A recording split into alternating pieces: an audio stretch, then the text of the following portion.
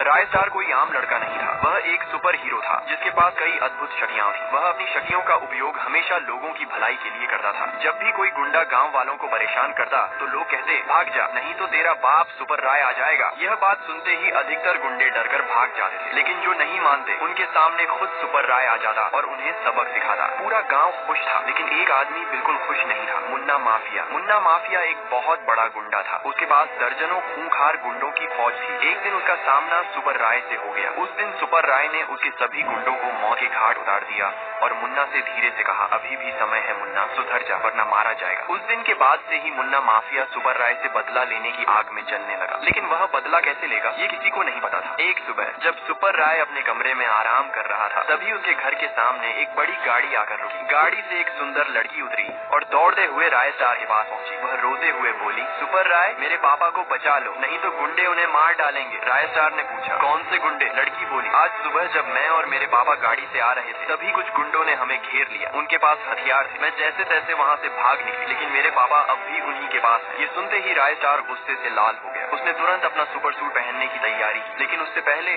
अगर आपको ये कहानी पसंद आ रही हो तो वीडियो को लाइक करें और कमेंट में नाइस जरूर लिखें। इसके बाद सुपर राय उस जगह पहुंचा, लेकिन वहाँ सब कुछ खामोश था। चारों तरफ सन्नाटा फैला हुआ था। एक कोने में एक आदमी की लाश पड़ी थी। जैसे ही लड़की ने उस लाश को देखा, वह जोर जोर से रोने लगी। पापा, आप मुझे छोड़कर क्यों चले गए? अब मैं कैसे जीऊंगी? लड़की को रोता देख सुपर राय बहुत उदास हो गया। उसने कहा, तुम चिंता मत करो, तुम मेरे साथ मेरे घर चलो, वहाँ बहुत जगह है। ये सुनकर लड़की ने एक अजीब सी मुस्कान दी। उस दिन से दोनों एक ही घर में रहने लगा था। एक सुबह जब रायस्टार किसी जरूरी काम से बाहर गया तो वह लड़की पीछे के रास्ते से चुपचाप निकल गई। वह एक सुनसान फैक्ट्री के पास पहुंची जहाँ मुन्ना माफिया और उसके आदमी उसका इंतजार कर रहे थे। मुन्ना बोला, प्लान ठीक से काम कर रहा है ना? लड़की ने धीरे से कहा, हाँ। रायस्टार पूरा का पूरा बेवकूफ है। असल में वह लड़की मुन्ना माफिया की गर्लफ्रेंड थी। ये सब मुन्ना का एक खतरनाक प्लान था। मुन्ना ने लड़की को एक दवाई दी और कहा, इसे सुपर राय पर फेंक देना। लड़की दवाई लेकर चुपचाप वहाँ से चली गई। उसी रात रायस्टार और वह लड़की दोनों सो रहे थे। तभी धीरे से लड़की उठी और उसने वह दवाई रायस्टार पर फेंकी। अचानक रायस्टार के घर के अंदर से एक अजीब सी रोशनी निकलने लगी। अगली सुबह रायस्टार अभी सो ही रहा था